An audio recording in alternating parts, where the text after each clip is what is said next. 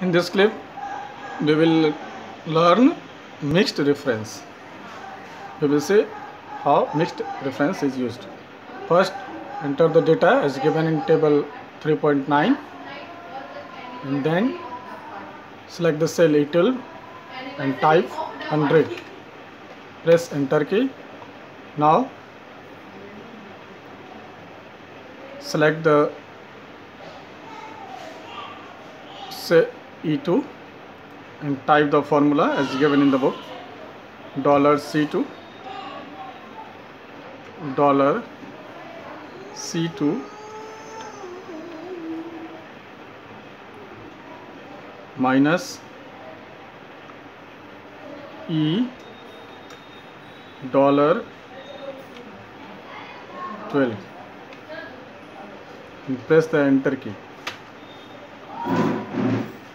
And now copy this formula into others.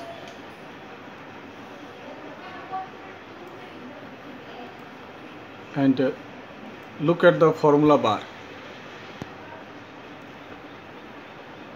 Here in the given formula, $sign has inserted before column C in the cell reference C2 and before column 12 in the cell reference E12. This means when we copy this formula into other cells, the column will remain constant on which the $sign has inserted. Here $sign is inserted before column C. It means the column doesn't get changed when we will copy this formula, but the corresponding row will be changed. On the other hand, in the next reference E12, the dollar has been inserted before row number. In this reference, when we copy the formula, the row will remain constant as $sign has been inserted before row. But the column, there is no $sign before it, so column will get changed. Just click on the cell and see the difference. The next formula B3 cell $11.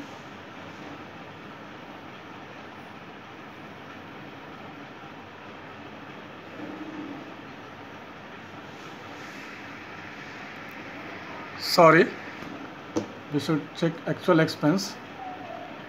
Just look at the formula bar. In this cell, the formula is $C2 is minus E$12, and in the next, when we copy, it is $C3 minus E$12. In the next, $C4 E$12. Here we can see that in the cell reference C4, the row gets changed. Just look at, but the column remains constant. Here column is C, but row gets changed, 3, 4, 5, 6 and so on. But E$12 doesn't get changed. This is how the mixed reference works.